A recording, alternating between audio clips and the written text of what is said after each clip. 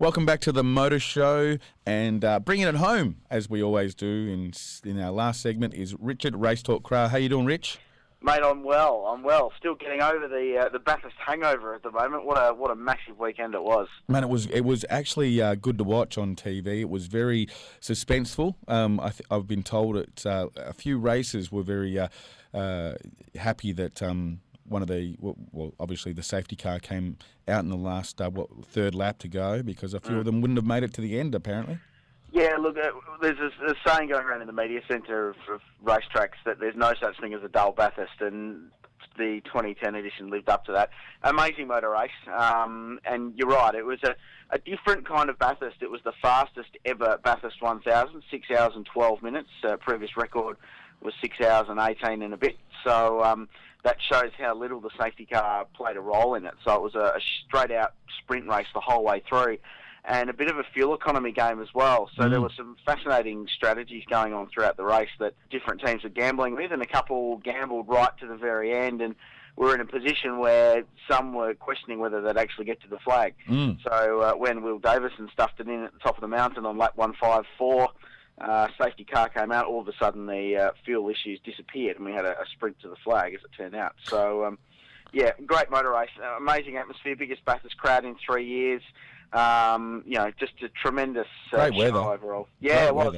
Actually, Sunday was the worst day of the lot, and we all woke up Saturday morning and it was bright and sunny, and it was 25, 26 degrees. We woke up Sunday morning and it was overcast and there was drizzle and rain, and we thought, oh, here we go, Bathurst weather strikes again. But the rain held off, and we got a dry race the whole way through. But it was a bit cool, but overall good weather, yeah. Now, one of the two stats that I've heard is that Scafie and Lowndes, out of the 31 races, Scafie and Lowndes were the only ones in there that had previously won Bathurst before. Yeah, correct. And that's a remarkable thing, because before the race, all the journos and all the websites were going, there'll be a first-time Bathurst winner after this weekend or after last weekend.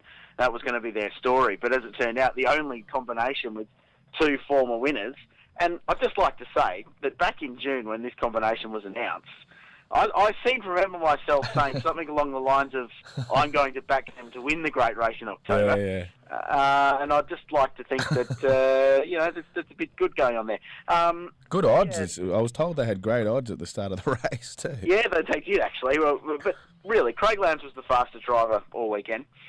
We spoke last week about his record lap that he did on the Thursday in practice, and the remarkable performance that he manages to extract, and just making a mockery of everything we've talked about in the show over the last couple of years, or weeks even, about Jamie Whincup being the form driver at the moment. And Craig has just turned that round, and he was utterly brilliant. He did 79 laps in a row at the end of that race, 3 and a bit hours in the car. Remarkable effort for a guy.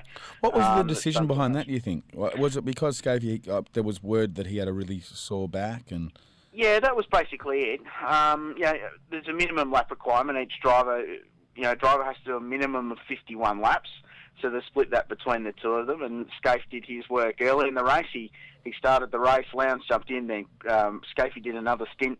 During that stint, he tweaked his back and did some damage to his ribs and his lower back, I believe, which is a big problem in motor racing. It's probably the most vulnerable part of a body in a car, because they absorb so much of the impact through the seat and the chassis. And after that they thought, we got best in the business in the car, there's probably no point putting Scafie in. He's done his requirement for the race. He's anchored the start, kept the car in one piece, and put CL in to the end. So, and hey, it paid off, didn't it? They won the race.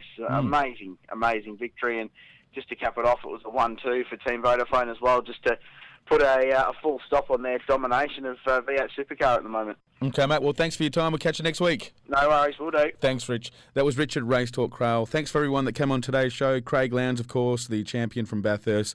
Kristen, the female mechanic from City Toyota. And for you for listening. We wish you a very, very good balance to your weekend. Hopefully we'll catch you back here next week for the Motor Show. I've been Aaron Pitt. Thank you very much for your time.